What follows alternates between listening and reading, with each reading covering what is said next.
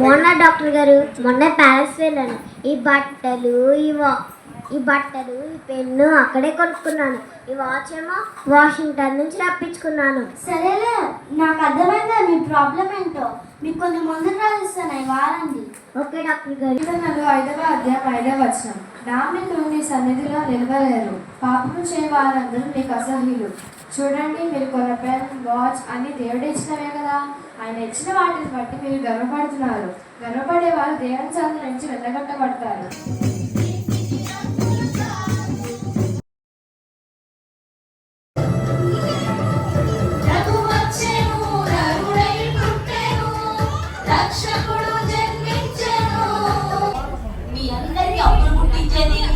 ఆనందం లేకుండా చేసేది, వ్యాధులను వ్యాపింపజేసేది ఎవరనుకున్నారు? నేనే, లూసిఫర్.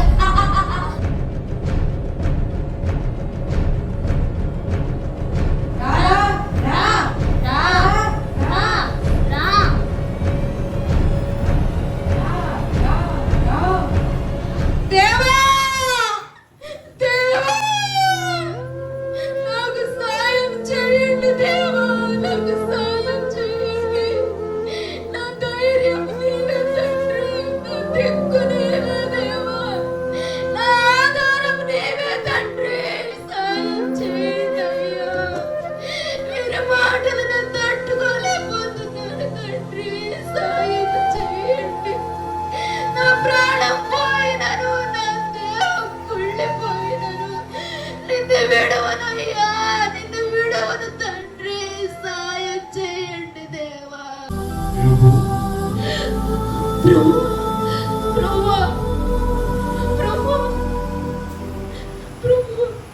నేనోడిపోనయా, నా పక్షానుండగా నే కృంగిపోనయా.